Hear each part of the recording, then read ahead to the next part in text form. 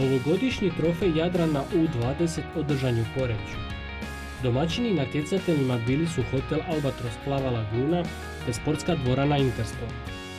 Natjecalo se oko 160 sportaša iz Hrvatske i inozemstva, a sportska televizija popratila je sva natjecanja. Zadovoljan sam i općenito s jedne strane da se vraćaju manifestacije u onom otvorenom obliku nakon 2 godine, a s druge strane kad se jedna manifestacija tako vraća iz godine u godinu, to nam je samo potvrda da imamo kvalitetnu infrastrukturu, ne samo sportsku nego i smještenu infrastrukturu i da se sudionici, dakle organizatori dobro osjećaju u našem gradu i to nam je samo nekakva motivacija da idemo dalje i da budemo još bolji. Imamo kamp koji će trajati tjedan dana za juniore. Nakon toga naravno imamo i kamp za seniore, to je već jedna druga stepenica koja će skoro 2 tjedna trajati.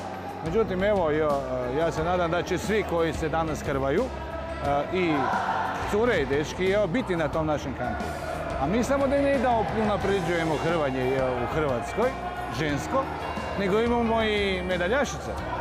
I to u raznim kategorijama, eto, neću posebno nekoga izdvajati, ali od curica preko kadeta do juniorki u ovom trenutku imamo medaljašice i u tom smislu gradimo u našu budućnost i u ženskom hrvanju, a sa velikim zanimanjem gledamo na 2024. olimpijadu u Parizu, pa možda i razveselimo naciju iz kakve medalje. Imamo niz pripremnih kampova. Mislim da nam je to jedan od glavnih smjerova kojim se kreće napredak i razvoj našeg saveza, a naravno sve sa ciljem kako bi i naši Hrvači i Hrvačice napredovali u pravom smjeru uz prave sparing partnere, uz prava vodstva naših trenera i svjetskog trenera.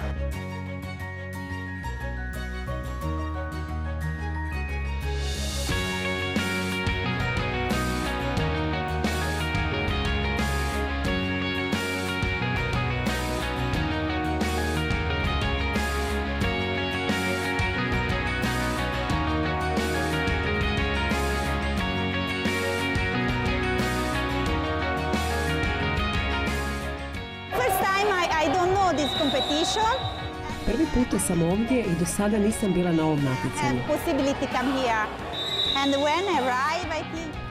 Drago mi je što mi je federacija omogućila sudjelovanje. Sve je čudesno i organizacija i natjecanje, a atmosfera je prava obiteljska.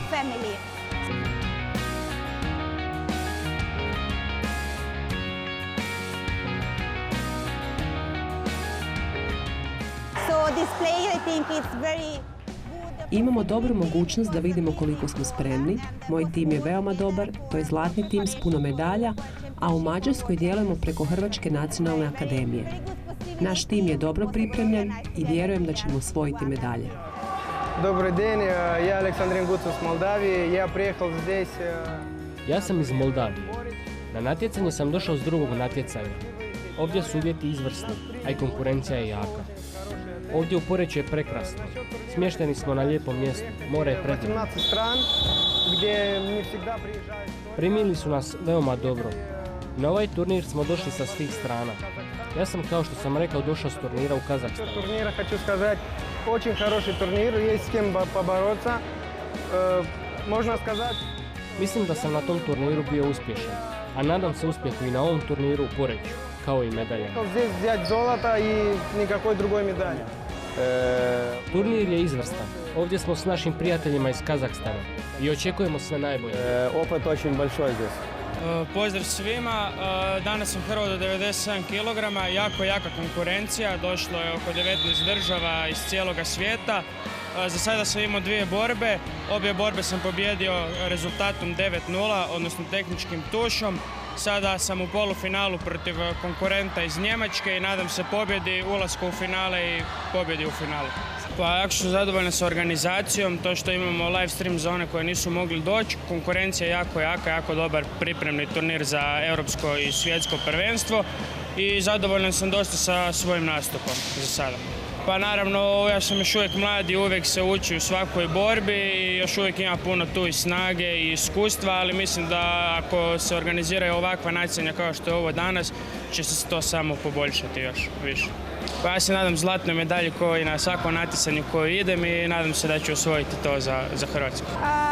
Pa čekala sam borbu dosta dugo, to me malo iscrpilo, skidala sam dosta kila, ali upravo sam završila meč 10-0, tako da zadovoljna sam. Kako to da se Iva odlučila za hrvanje? Ne znam, bilo mi je doma jako dosadno i bila je prezentacija u školi, ja sam došla doma tati, rekla sam mu ja to hoću probat. On me odveo na prvi trening i od tog dana se iz dvorane više nisam maknula. Šta nam možeš reći o ženskom hrvanju u Hrvatskoj sada? Broj cura jako raste. Jako sam sretna jer imamo puno curica koje dolaze iza nas i cure postepeno napreduju. I još jedno pitanje vezano za današnji turnir. Kakva je konkurencija u tvojoj kategoriji? U mojoj kategoriji opet imam jako puno sreće pa nas je najviše, ali nema veze.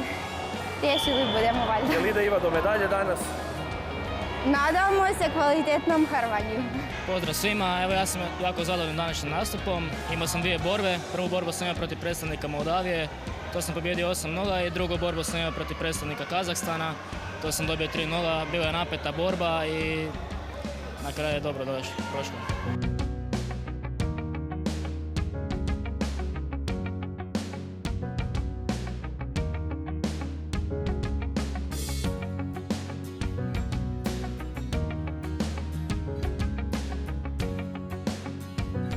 Pripreme za novi turnir počinju kad završava ovogodišnji. Dakle, odmah od idućeg tjedna, osim naših priprema koje ćemo organizirati, dakle, za svih naših 160 i skoro 200 Hrvaća i Hrvačica, koji će biti naravno održane u Poreču, pripreme će krenuti odmah. U tom smislu, eto, da velim, to je jedan cijeli pogon, jedan tim koji se brine o tome, možemo reći jedan sustav koji funkcionira. U tom smislu, eto, da velim, imamo i dodatak kao produkt našeg rada, a to je provođenje EU projekta Wrestling for the Sport Values, dakle, unapređenja u hrvanju.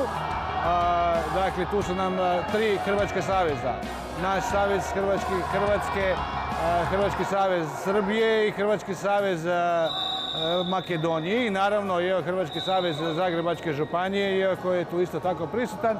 60.000 eura smo mi priredili europskih novaca za provođenje i prvi sastanak se održava upravo sutra u Poreču, dok ćemo imati jedan sastanak i u Makedoniji, jedan sastanak u Srbiji, a naravno završetak će biti ponovo u Hrvatskoj kada ćemo i na koji način opravdati sva ta sredstva.